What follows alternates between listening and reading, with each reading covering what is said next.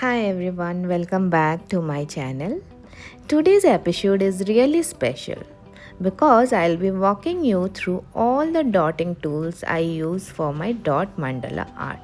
Whether you are just starting out or already deep into your mandala journey, this video will give you a complete overview of the tools that make the magic happen. So let's begin with the first dotting tool set. It comes with 5 glass rod in different color: pink, yellow, white, blue and green, each having a tip of different size. These rods are great for beginners and the variation in size make it easy to get started. You will notice one end of each rod has a consistent size while the other varies, giving a nice range to work with.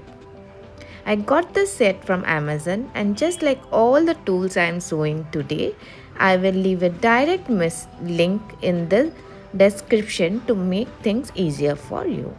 Next, there are wooden tools. This was actually the first tool I ever used when began my dotting journey. Then we have the metal glass rod. They are ideal for making larger dot. These three types, the glass rod, the wooden tool and the metal rod, form the basic foundation of my toolkit. For more advanced work, I use Happy Dotting Company tools. They come in different sizes and dotting size ranging from 1 mm or 0.5 mm to 15.5 mm. Some set include the Eclipse tool of E4 and E7, and they are great in hand. If you are working on intricate details, micro dotting tools are also very wonderful. They come with clearly labeled sizes, making it super easy to choose the right one. For brushstroke technique, I use thoughtful dot brushes. They are great for precision, especially the rigger brushes. For short and thick bristle, I love the one from US Art Supply. For creating the perfect grid marks, you will need a good scale. I use different types like small, medium and a large 24-inch scale with both inch and centimeter marking. For circle, a regular compass works, but for larger design, I use a wooden compass. Steel compass are also available, though it a bit pricey. I am still planning to get one. So this compass is like you can extend till 18 inches, and the wooden, if you go for more than 30 to 40 inches, this you can use. And once you get your center point, the grid lines or the stencils are very much handy. This are very handy to do all the sections like 12 sectors or 16 circle. These are from Happy Dotting Company. For different like stones and rocks or tea light holders are very easy to do. To draw erasable grid marks, I use a white charcoal pencil and I sharpen it with a special charcoal sharpener to avoid breakage. When it comes to paint, I mostly use Deco Art. It's flowy, easy to work with and doesn't require any medium. For thicker paint like flash, I mix it with the flow medium, or if you want your Deco Art to be thick, you can mix it with a gel medium. I use Liquitex gel medium to get that perfect consistency of plump it out. So for varnish, you can use matte varnish or gloss varnish or high gloss varnish. Even so, these are very useful to protect your artwork from dust and sealing it. You can use satin finish. These are spray varnish which you can go for. These are also very handy. And for the lighter base coat, I use white gesso for it. It helps to shake paint and gives a very nice even surface to work on.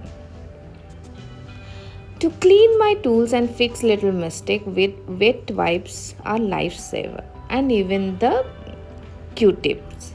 So if you don't have that, then you can just take a normal damp cloth and wet it and reuse it after washing. That's really very helpful.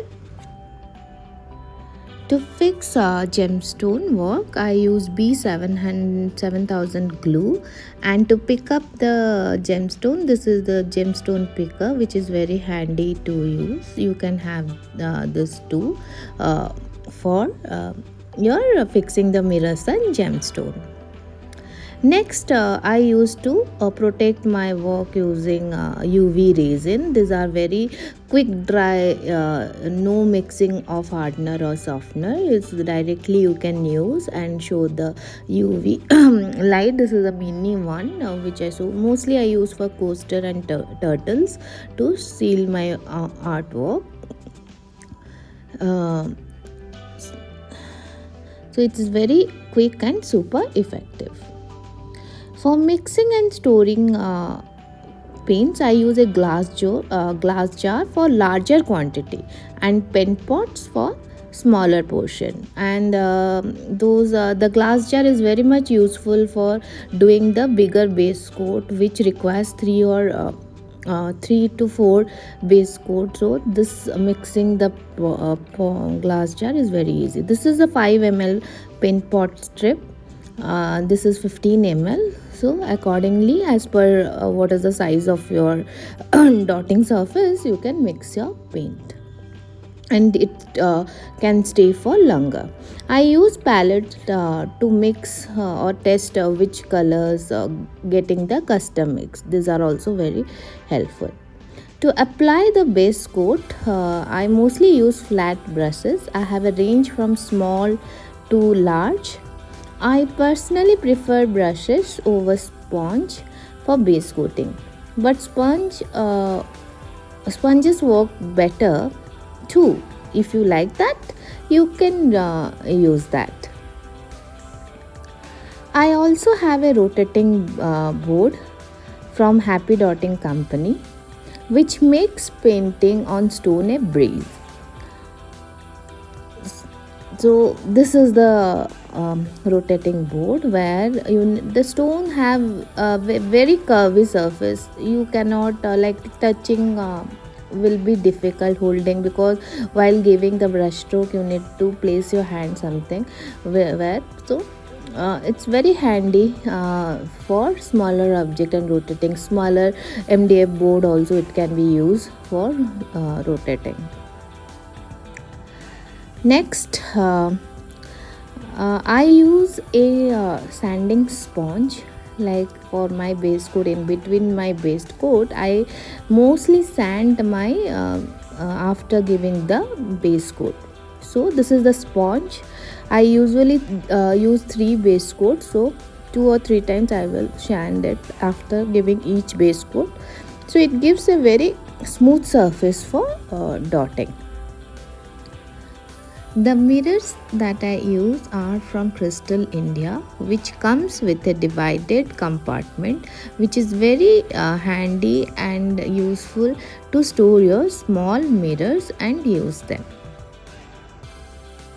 You can go for using paper towels also. Instead, you don't find wet wipes handy, but I find wet wipes can be reused, so I use mostly wet wipes. For plumpy dot, you can go for Nuvo drops. They are very difficult to find, so I personally prefer, mostly I do it using the cone method, like preparing a henna cone and adding the paint. For paint, you need to make it in right consistency, like it should be very buttery kind of structure. So gel medium is very helpful. You mix the paint, put it in your cone and use it.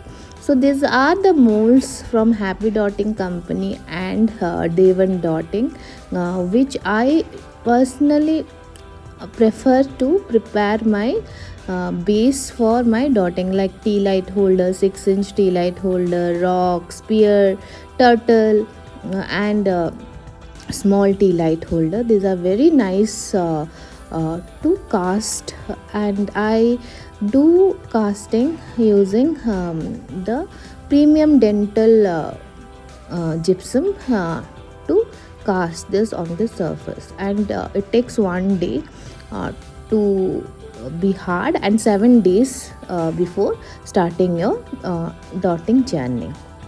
So that's a complete look of all the tools and materials I use in my dotting mandala creations. I have included a link to everything in the description, so feel free to explore and pick what works best for you. If you find this video helpful, don't forget to like, share and subscribe. And do check out my previous video where I have shown the resin coating method and different dotting um, um, tutorials for more tips and dotting technique. Thank you for watching and happy dotting.